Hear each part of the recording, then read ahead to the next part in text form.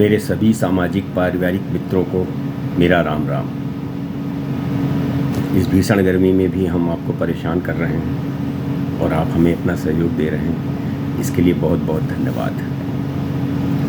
हर बार की तरह इस बार भी 4 सेगमेंट में पहला सेगमेंट मेरा है, जानते हैं तो बताइए। उसका जो पिछले एपिसोड में हमने जो प्रश्न किए थे कि गाय और भैंस में 2 अंतर और इंसान को 2 बार मिलने वाली एकमात्र चीज़ का क्या नाम है, तो हमारे सामाजिक पारिवारिक एक मित्र ने उत्तर दिया, श्री नवीन जौहरी जी ने, जो लगभग सही था।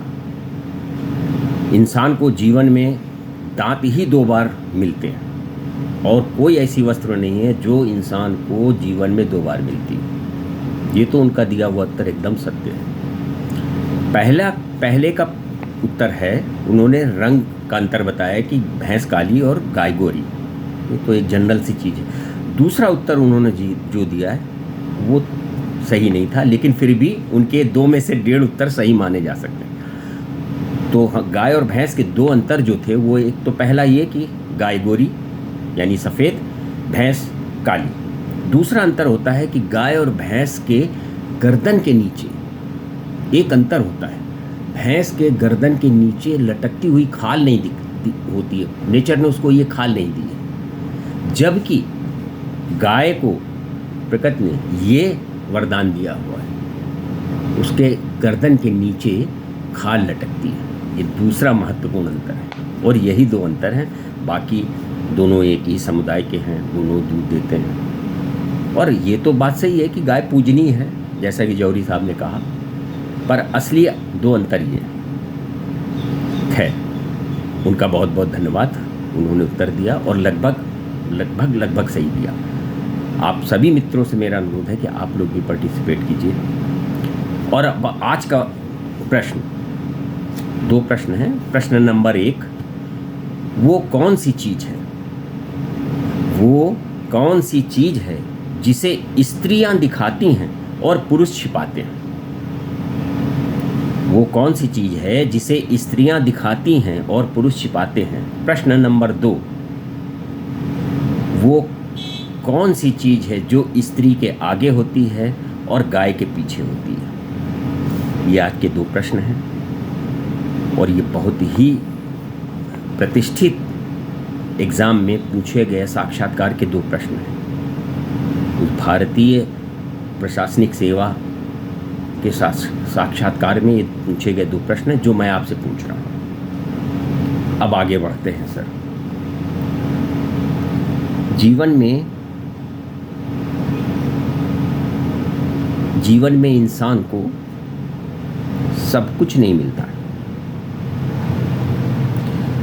उसी में हमने ये लिखा है, ये अपने कोट हैं जो मेरे द्वारा रचित हैं, आपको प्रस्तुति है। ये 3 चीज़ें समाज के लिए हानिकारक होती हैं। क्या क्या? उफान जल का, तूफान वायु का, गुमान व्यक्ति का। अब कैसे?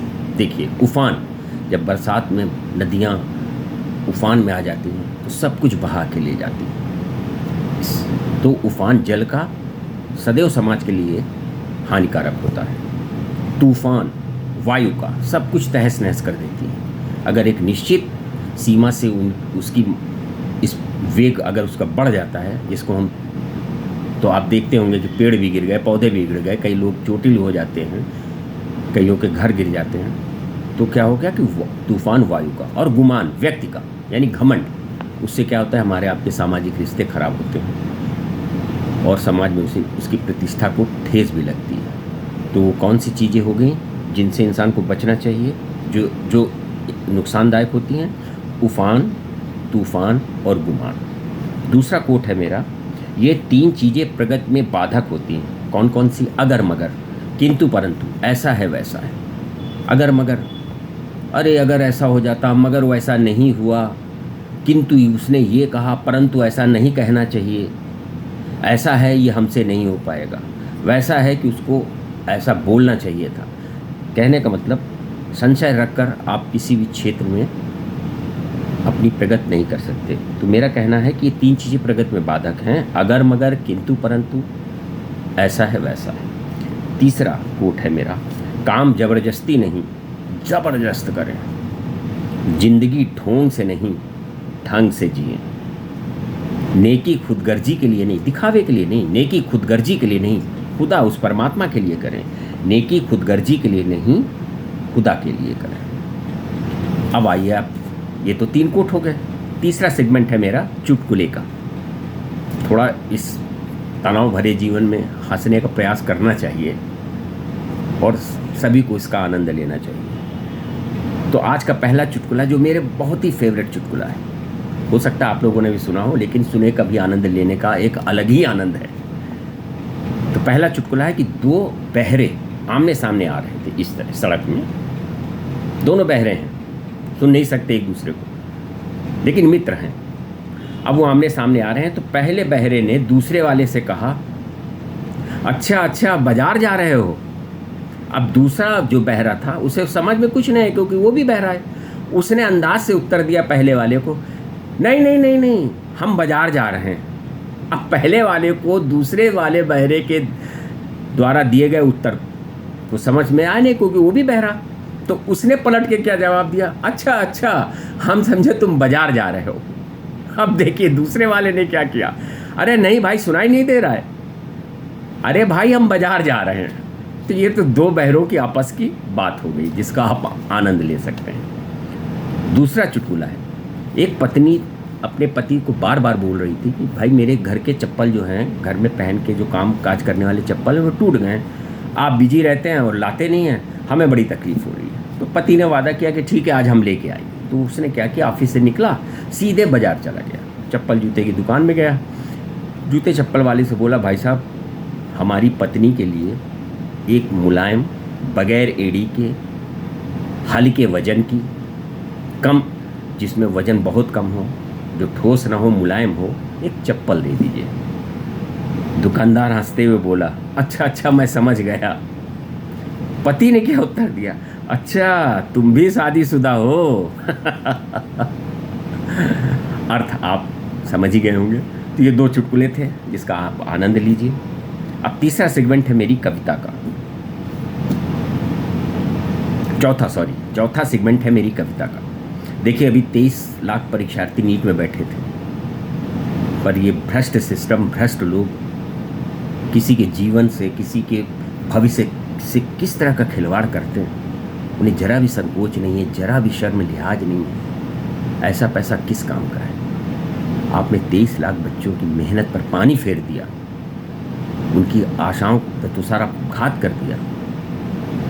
अरे यार पुरुषार्थ करो, उससे पैसा कमाओ, समाज में स्थान बनाओ। अच्छा एक बात मैं आपसे पूछता हूँ, ये जो 23 लाख बच्चे हैं जिन्होंने ये कुकर्म किया है पेपर आउट करने का, एक बार वो सिर्फ एक बार आंख बंद करके उन 23 लाख बच्चों में सिर्फ किसी बच्चे में अपने बच्चे का चेहरा लगा के देखें, तब उन्हें उसका दर्द समझ में आएगा कि हमने कितना बड़ा पाप किया है। दिन रात बच्चे आंखें फोड़ते हैं, माँ बाप का पैसा लगाते हैं, तपस्या करते हैं, माता पिता उम्मीद में रहते हैं।